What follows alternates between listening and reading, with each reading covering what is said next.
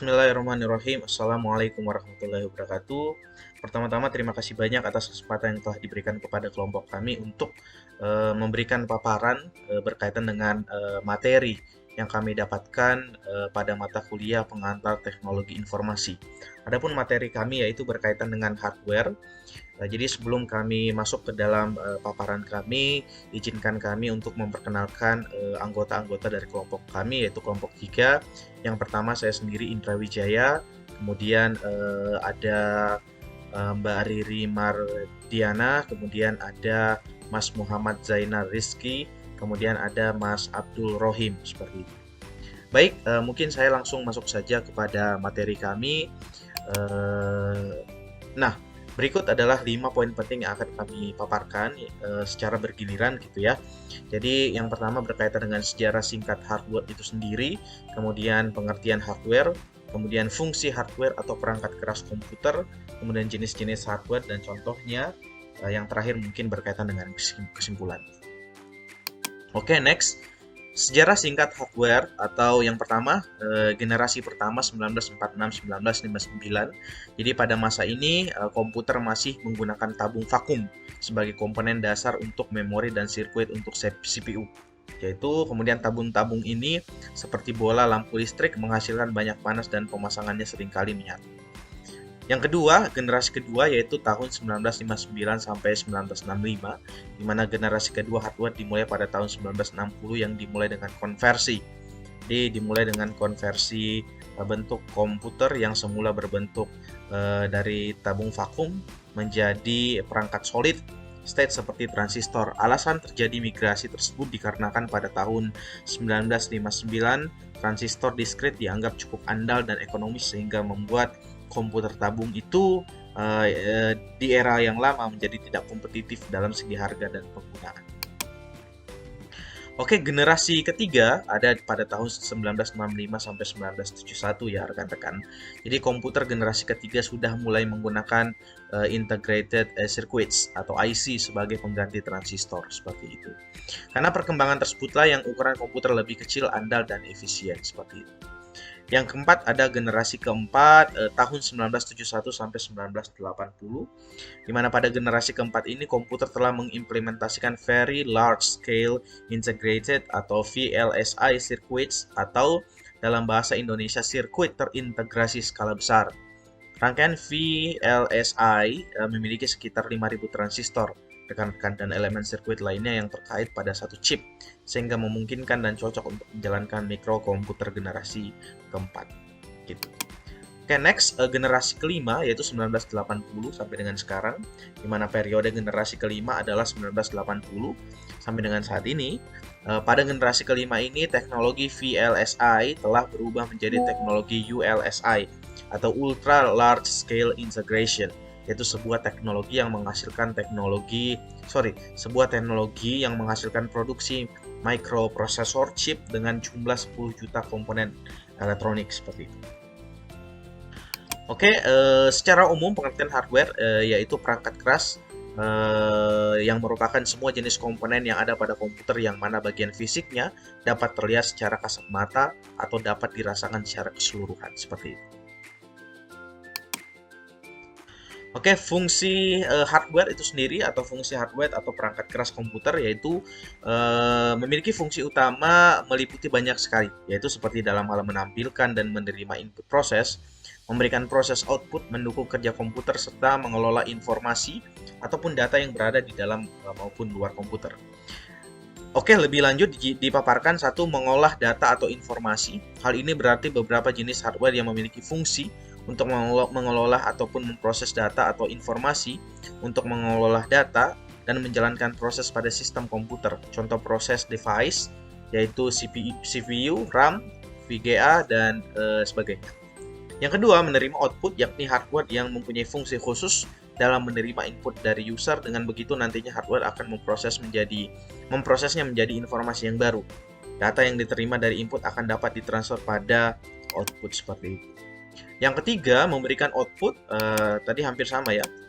yang tadi menerima output sekarang memberi output, atau apabila sudah terproses hardware akan memberikan output lagi pada user. Seluruh output tersebut dapat dilihat oleh pengguna yang ditampilkan pada hardware khusus. Mekanisme inilah yang saling mempengaruhi antar output input. Yang berikutnya, menyimpan informasi maupun data. Dalam hal ini, seluruh output yang dihasilkan oleh komputer bisa kita simpan pada perangkat penyimpanan sekunder dari komputer, di mana penyimpanan ini dapat dilakukan tak hanya pada perangkat yang terpasang di dalam komputer, akan tetapi juga perangkat yang dipasang di luar. Itulah beberapa fungsi perangkat keras, seperti itu.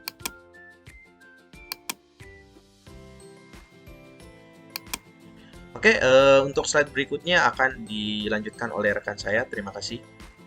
Silahkan. Slide berikutnya yaitu jenis-jenis hardware berserta contohnya. Yang pertama ada input device, berfungsi untuk memasukkan data atau memberikan input ke dalam sistem komputer. Berikut adalah contohnya. Yang pertama ada mouse, merupakan salah satu jenis hardware yang berfungsi untuk menggerakkan kursor yang ada di layar komputer. Selain itu, dengan menggunakan mouse, user juga akan lebih mudah dalam memilih menu apa saja yang diinginkan pada komputer. Perangkat ini memiliki bentuk yang menyerupai tikus yang kecil runcing di depan dan menggembung besar di bagian belakang. Cara kerjanya yaitu, mouse memberikan perintah masukan atau input dari user berupa gerakan kursor, menekan tombol atau klik, dan menaik turunkan tampilan layar atau scroll. Cara penggunaannya yaitu kondisikan mouse dalam posisi netral, pergelangan tangan jangan menyentuh permukaan meja, dan jari-jari tangan harus berada dalam garis lurus dengan lengan bawah. Berikut kelebihan mouse dengan kabel. Yang pertama, memiliki respon yang cepat. Kedua, memiliki sambungan kabel yang selalu stabil. Yang ketiga, penggunaannya lebih awet. Yang terakhir, harga mouse kabel tergolong lebih murah. Tetapi ada kekurangannya, yaitu jika panas, kabel mouse bisa terbakar atau meleleh. Yang kedua, kabel mouse akan tergulung-gulung dan menjadi kusut. Yang terakhir, pemakaiannya tergantung sambungan USB pada komputer atau laptop. Selain itu ada kelebihan mouse nirkabel atau Bluetooth. Yang pertama, mouse nirkabel lebih praktis dibanding mouse kabel. Bisa dipakai dengan jarak lumayan jauh, kurang lebih 10 meter, dan cocok digunakan untuk presentasi, murid, guru, dosen, dan pemateri. Namun ada kekurangannya yaitu membutuhkan daya tambahan seperti baterai, sambungan tergantung kekuatan gelombang dan daya pada mouse, dan memiliki respon yang terkadang sedikit delay. Contoh input device yang kedua yaitu ada keyboard. Keyboard berfungsi untuk membantu pengguna dalam memasukkan angka, simbol, dan huruf-huruf ke dalam komputer. Keyboard merupakan suatu perangkat keras pada komputer yang berbentuk papan dan memiliki berbagai macam tombol yang dimana tombol tersebut fungsinya berbeda tergantung pada penekanannya yang bisa menghasilkan proses yang sesuai dengan keinginan penggunanya. Cara penggunaan keyboard yang pertama, keyboard dikondisikan dengan menyambungkan kabel USB keyboard ke CPU dan keyboard akan berfungsi dengan normal. Tangan pengguna selalu diusahakan untuk tidak menyentuh meja. Keyboard dapat digunakan pengguna untuk mengetik teks atau perintah interaksi dengan aplikasi atau sistem operasi. Keyboard juga memiliki tombol pintas yang memudahkan akses ke berbagai fungsi. Cara kerja keyboard yaitu, jika tombol huruf ditekan, rangkaian tersebut akan menyalurkan arus listrik ke sistem pengolahan internal keyboard. Ketika sudah beberapa kali menekan tombol keyboard, sistem akan menginput masukan pada papan. Sistem akan mengenali tombol dan hasil olahan apa saja yang harus dikeluarkan. Kelebihan keyboard dengan kabel yaitu memiliki respon yang cepat, sambungan kabel selalu stabil, penggunaannya lebih awet, dan harga keyboard kabel tergolong lebih murah. Namun ada kekurangannya, yaitu jika panas, kabel keyboard bisa terbakar atau meleleh. Kabel keyboard akan tergulung-gulung dan menjadi kusut. Dan yang terakhir, pemakaiannya tergantung sambungan USB pada komputer atau laptop. Kelebihan keyboard nirkabel atau Bluetooth yaitu keyboard nirkabel lebih praktis dibanding keyboard kabel. Bisa dipakai dengan jarak lumayan jauh, kurang lebih 10 meter. Yang terakhir, cocok digunakan untuk presentasi murid, guru, dosen, dan pemateri. Namun ada kekurangannya, yaitu membutuhkan daya tambahan seperti baterai, sambungan tergantung kekuatan gelombang dan daya padat keyboard, dan memiliki respon yang terkadang sedikit delay. Contoh input device yang terakhir ada scanner. Scanner digunakan untuk mengonversi atau mengubah dokumen fisik, gambar, atau foto menjadi format digital atau soft copy. Dengan menggunakan sensor cahaya yang ada pada scanner, informasi visual dari dokumen fisik dapat dibaca dan direkam sebagai data digital yang dapat diolah oleh komputer. Cara penggunaannya yaitu install driver dan software mesin scanner pada komputer atau laptop yang digunakan, pastikan komputer terhubung dengan scanner, taruh dokumen pada mesin scanner, buka aplikasi scanner pada komputer, lakukan scanning dan editing, dan simpan dokumen. Cara kerja scanner. Scanner memiliki cara kerja yang cukup sederhana, yaitu menyinari dokumen yang hendak dibuat versi digitalnya. Setelah itu, mengarahkan sinar yang terpantul ke elemen fotosensitif yang ada di scanner itu sendiri. Perangkat proses adalah komponen pada komputer yang berfungsi dan berperan penting pada proses olah data yang diberikan oleh oleh perangkat input. Yang selanjutnya, data tersebut akan ditampilkan pada perangkat output. Yang pertama itu adalah VGA. Lalu di sini VGA itu fungsinya untuk mengolah data maupun proses data sehingga hasilnya nanti dapat ditampilkan di layar monitor.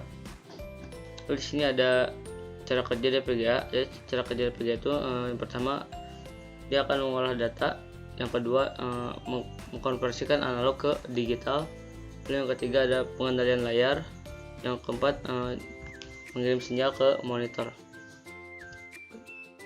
Lalu di sini ada kelebihan dan kekurangan dari VGA card on board dan juga VGA card and on ya.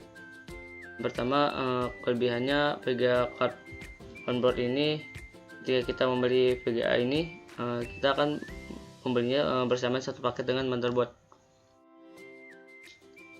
Jadi kita tidak membelinya secara terpisah. Namun di sini ada kekurangan juga. Kekurangannya itu memori yang dipakai itu tidak mempunyai memori tersendiri. Jadi dalam penggunaannya akan mengambil memori utama dari CPU yang dikenal sebagai sebutan RAM. Apabila RAM yang digunakan itu terbatas atau sedikit, maka kinerja dari komputer akan semakin melambat.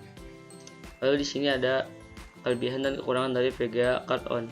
Kelebihan ini dapat melakukan pekerjaan rendering yang kapasitasnya berat ya, dan tidak memakan memori utama komputer. Jadi akan semakin lebih cepat. Namun di sini ada kekurangan. Kekurangannya itu apa? Itu faktor harganya yang sedikit lumayan mahal. Oke. Lalu lanjut di sini ada RAM. RAM itu apa? RAM adalah tempat penyimpanan sementara pada komputer yang isinya dapat diakses dalam waktu yang tetap. Di sini juga ada cara kerja tentang RAM. Nah, jadi cara kerja RAM itu digunakan untuk menyimpan data yang sedang aktif ya. Proses yang sedang berjalan di komputer saat komputer dihidupkan. Lalu di sini ada kelebihan dari RAM. Jadi kelebihan dari RAM itu RAM memungkinkan CPU untuk mengakses data dengan cepat, meningkatkan responsibilitas komputer terhadap aplikasi dan tugas. Nah, di sini juga ada multitasking lancar. Lalu yang ketiga ada kapasitasnya dapat ditingkatkan. Lalu di sini ada kekurangan dari RAM. Yang kekurangan dari RAM itu, yang pertama itu biayanya tinggi. Yang kedua, hanya menyimpan data sementara. Lalu di sini ada motherboard ya. Motherboard adalah papan sirkuit utama komputer atau dikenal sebagai papan logika. Jadi papan ini dijumpai jika kita melihat silakan besar pada saat membuka atau membongkar komputer itu sendiri. Jadi seperti ini motherboard itu. Lalu di sini ada cara penggunaannya. Jadi penggunaannya tidak berinteraksi langsung dengan motherboard. Jadi ini adalah komponen internal yang tidak perlu diatur oleh pengguna, namun pemilihan motherboard yang sesuai dapat mempengaruhi kemampuan upgrade komputer. Lalu di sini ada fungsi dari motherboard, dirancang dalam beragam jenis yang berguna untuk peripheral komputer ya. Motherboard itu mendukung hanya satu jenis CPU dan beberapa jenis memori. Lalu motherboard dirancang menyesuaikan jenis kartu audio, hard disk, kartu suara agar kompatibel. Di sini ada output device ya, perangkat yang bertugas untuk menampilkan data yang telah diproses oleh bagian prosesor. Nah, sebelum data diambil oleh perangkat masukan atau inputan device. Yang pertama itu adalah monitor. Jadi monitor itu adalah perangkat keras komputer yang digunakan untuk menampilkan visualisasi secara grafis kepada pengguna. Di sini juga ada cara kerjanya. Monitor menerima sinyal dari video komputer atau perangkat lain melalui kabel. Biasanya menggunakan kabel VGA, HDMI, dan kabel-kabel lainnya. Lalu di sini ada kelebihan dari monitor. Yang pertama adalah ukuran dimensi. Ukuran dimensinya itu sangat rendah. Lalu konsumsi daya yang sangat rendah, dapat diproduksi hampir untuk semua ukuran. Secara teori tidak ada batasan tentang resolusi maksimal dari monitor ini. Lalu di sini ada kekurangannya. LCD memiliki sudut pandang yang sangat terbatas.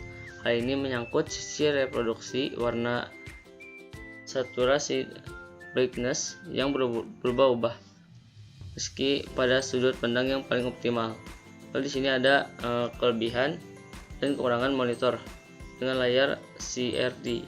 Kelebihannya, peak dynamic range mencapai 15.000/1.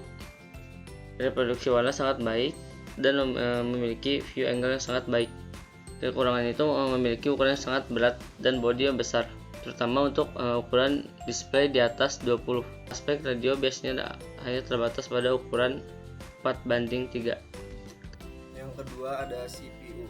CPU merupakan perangkat yang berfungsi untuk mengontrol seluruh proses kerja yang ada pada komputer, baik itu dari instruksi, pengelolaan, sampai menghasilkan output yang diinginkan.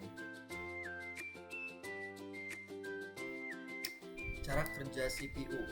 1. Fetch. CPU pertama-tama mengambil instruksi dari memori utama.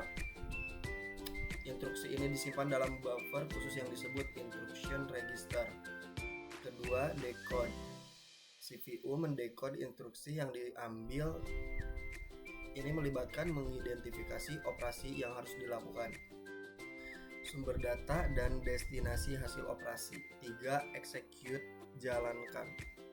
CPU menjalankan instruksi yang telah didekodekan. Ini mungkin melibatkan perhitungan matematika, pemindahan data, atau operasi lain yang sesuai dengan instruksi tersebut. Yang keempat, write back. Tulis kembali. Hasil dari instruksi yang dieksekusi disimpan kembali ke lokasi yang sesuai, seperti register atau memori sesuai dengan instruksi tersebut. Kelebihan CPU. Kemampuan pemrosesan cepat. CPU adalah otak komputer dan memiliki kemampuan untuk mengolah instruksi dengan sangat cepat, sehingga meningkatkan kinerja komputer dalam menjalankan berbagai tugas. 2. Multitasking efisien. CPU modern memiliki beberapa core, memungkinkan multitasking yang lancar dan menjalankan banyak aplikasi secara bersamaan tanpa penurunan kinerja yang signifikan. Ketiga, kustomisasi. Pengguna dapat memilih CPU dengan kecepatan dan jumlah core yang sesuai dengan kebutuhan mereka. Kekurangan CPU. 1. Keterbatasan fisik. 2. Tidak dapat ditingkatkan sendiri. Yang ketiga ada printer. Printer adalah perangkat eksternal komputer yang dapat menampilkan data komputer dalam bentuk cetakan. Bisa berupa teks atau gambar yang dicetak ke dalam media kertas, kain, dan lain sebagainya. Cara kerja printer. Yang pertama, printer harus terhubung dengan listrik dan komputer. Yang kedua, Pada saat proses pencetakan dokumen, komputer akan mengirim sinyal pada printer. Ketiga, sensor roll pada alat pencetak tersebut akan menarik kertas agar masuk ke dalam paper tray. Yang ketiga ada head yang merupakan tempat keluarnya tinta akan memposisikan dirinya di atas kertas atau media cetak lainnya. Ketika posisi head sudah tepat, maka timing belt akan mengatur pergerakan cartridge agar menciptakan pola yang tepat sesuai data digital yang akan dicetak.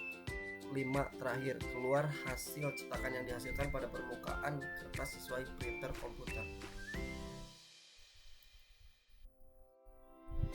Cara penggunaan printer. Untuk menggunakan printer, pertama-tama alat tersebut harus dihubungkan terlebih dahulu dengan sumber listrik dan komputer. Kedua, hidupkan tombol power yang ada pada printer. Ketiga, bisa letakkan kertas, kain atau media lain pada bagian yang disebut paper tray. 4. Ketika ingin mencetak data, Anda dapat memilih menu print atau menekan tombol kombinasi yaitu Ctrl plus P.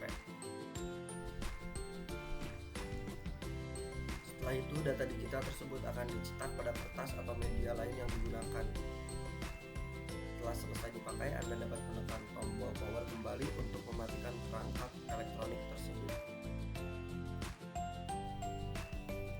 Kesimpulan, perangkat keras komputer hardware merupakan salah satu komponen dari sebuah komputer yang sifat alatnya bisa dilihat dan diraba secara langsung atau yang berbentuk nyata, yang berfungsi untuk mendukung proses komputerisasi. Secara keseluruhan, hardware adalah bagian-bagian fisik yang menjalankan perangkat lunak dan memungkinkan komputer serta perangkat elektronik lainnya untuk melakukan berbagai tugas. Setiap komponen hardware memiliki peran khusus dalam operasi keseluruhan sistem. Audio Jungle.